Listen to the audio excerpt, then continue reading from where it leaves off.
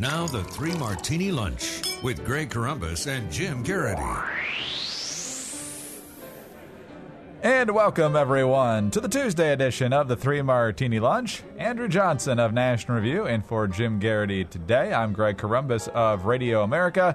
Good, bad, and crazy martinis for you today as usual. We start with the good, and the president a couple of weeks ago made a lot of headlines by saying, I might not be on the ballot, but my ideas and my agenda are. And for a president who is looking at some of the worst approval ratings of his administration, that's not exactly welcome news to the Democrats trying to stay alive, particularly in red states. Well, the president is at it again, we're happy to say. Yesterday he was speaking with Al Sharpton on Sharpton's Keeping It Real radio program, and he was asked about the fact that Democrats haven't invited him into some of these key battleground contests, and here's what he said. It is difficult for them to have me in the state because the Republicans will use that to try to fan Republican turnout. The bottom line is, though, these are all folks who vote with me. They have supported my agenda in Congress. They are on the right side of minimum wage. They are on the right side of fair pay. They are on the right side of rebuilding our infrastructure. They're on the right side of early childhood education. So, this isn't about my feelings being hurt. These are folks who are strong allies and supporters of me, and I tell them, I said, you know what, you do what you need to win. I will be responsible for making sure that our voters turn out. Andrew, I'm pretty sure that no you hear is coming from Mark Pryor, Mary Landrieu, Mark Begich, Mark Udall, a couple other folks, Kay Hagan. Just when they thought they were distancing themselves from the president's out there saying, hey, they might not be inviting me, but I can totally count on them to do what I want to do, and even though I know it's very unpopular. So, good times. He literally used the words that that Republicans use in their campaign ads, against these Democratic opponents, like, oh, so-and-so is a strong ally of the president, so-and-so supports the Obama agenda, so-and-so votes with me. I mean, Obama literally said all the things that Democrats, especially red state Democrats, have been trying to run away from for the past year or so since they've been on the campaign trail. And so after they had just gotten away from his last comment, they're having to fend this one off.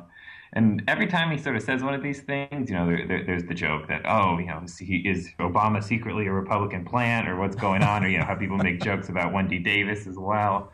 Obviously, that's not the case. But I always wonder if Obama, whenever he says these things, we all say things we wish we could have said better. If he steps back and realizes sort of the trouble he just caused, the Kay Hagans, the Mark Pryors, the Mary Landrieux, or if not, because it's almost entertaining how often he's been doing it. Exactly. Now, given the context, of course, this is the Al Sharpton radio show, so you got to think he's talking to a mostly black audience, and that's the one group where his approval ratings are still fairly high. And the New York Times talking about on Sunday, that's the Democratic hopes, is to get a much bigger than usual black turnout in the midterm elections and save some of these Senate seats. The problem, though, for the Democrats is they're not the only ones who hear it, and this is going to end up, you got to think, in a ton of ads that a lot of people are going to see who don't like the president.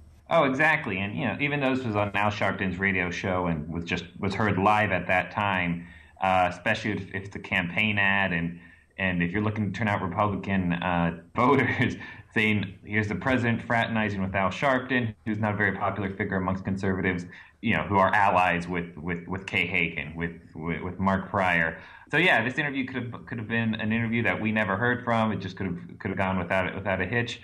But these comments, it actually only feed the fire for Republicans to turn out the vote and end up in a campaign ad and give these red state Democrats another obstacle to try and hurdle in these last 2 weeks after they've spent months trying to not be exactly what the president said they were. We'll see just how many ads that ends up in. But on to the bad martini now. And Andrew, we knew the president was delaying his plans on unilaterally addressing immigration policy until after the midterm elections. But thanks to Breitbart.com and some other sources, we're starting to see what this might look like. And it's pretty big if these reports are accurate. This version of it comes from the UK Daily Mail. Quote, U.S. Citizenship and Immigration Services plans to seek a vendor to produce as many as 34 million blank work permits and green cards, the paperwork that authorizes illegal immigrants to live and work in the United States, as the White House prepares to issue an executive order after the November 4th midterm elections.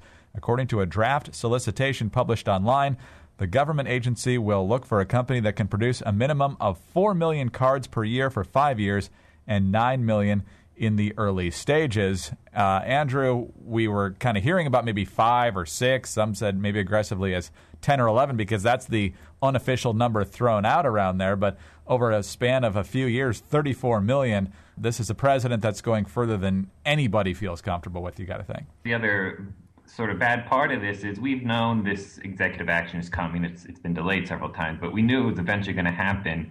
And other than sort of be upset about it, Republicans haven't really offered what they're going to do to oppose it. And there is an opportunity if Republicans take the Senate to actually try and do something meaningful that will sort of rein in what President Obama wants to do. But I think that's also something that opponents of basically what is the Democratic immigration plan need to be concerned about, because there hasn't been a cohesive message to oppose this other than just say the president can't do it, which again, I'm sure has been discussed multiple times everywhere that this is an issue. But 34 million is a big number, and it's definitely concerning, especially if you're not in this camp of the Democratic immigration plan. Particularly when you think of the money perhaps being spent on services.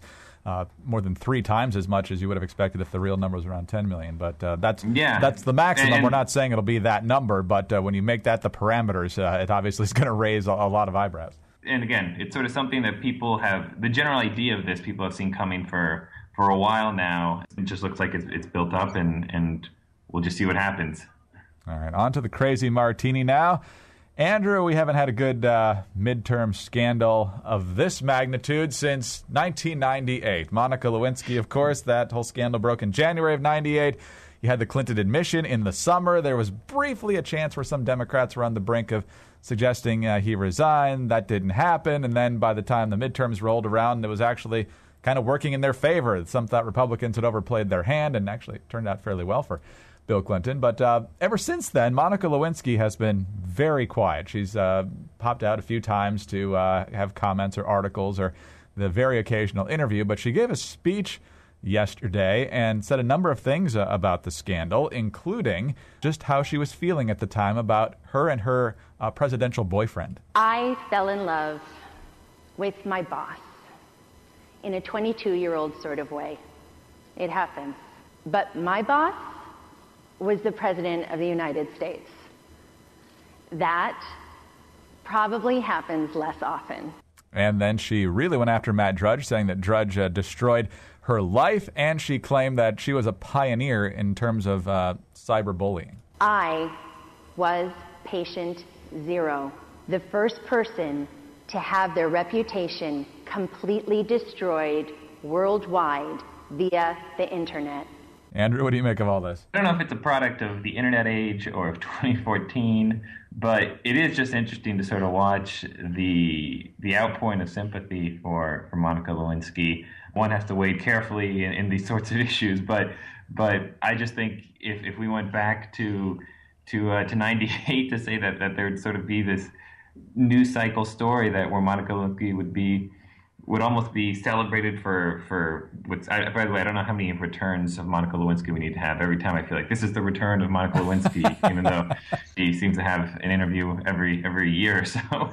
But to me, it's just sort of fascinating to watch, to just see the excitement that continues to follow her, to the press coverage it gets. Just not something I would have expected to see.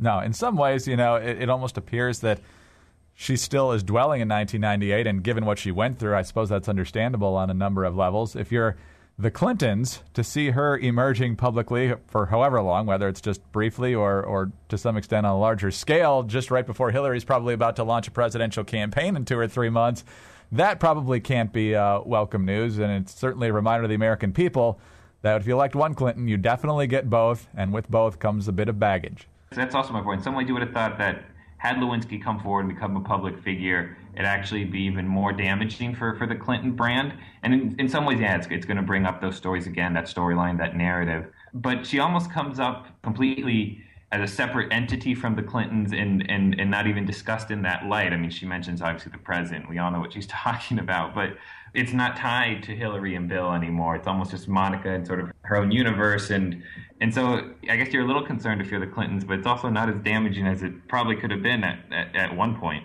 Yeah, at no point. I mean, she did say in the speech that what she did was wrong because people got hurt and so forth. But nowhere in there is there any sort of regret about getting involved with the president or the president deserving any of the blame. Obviously, if she had carried on with someone other than him, she wouldn't have been in the spotlight that she was and cyber-bullied, as she alleges. So very interesting how she kind of frames that time in her life and how Bill Clinton kind of skates scot-free. Yeah, exactly. Andrew, as always, great to have you with us. Thanks for being with us today. We'll talk to you later. Thanks, sir. Andrew Johnson of National Review. In for Jim Garrity today. Jim will be back on Wednesday. I'm Greg Corombos of Radio America. Thanks for being with us, and tune in again on Wednesday for the next 3 Martini Lunch.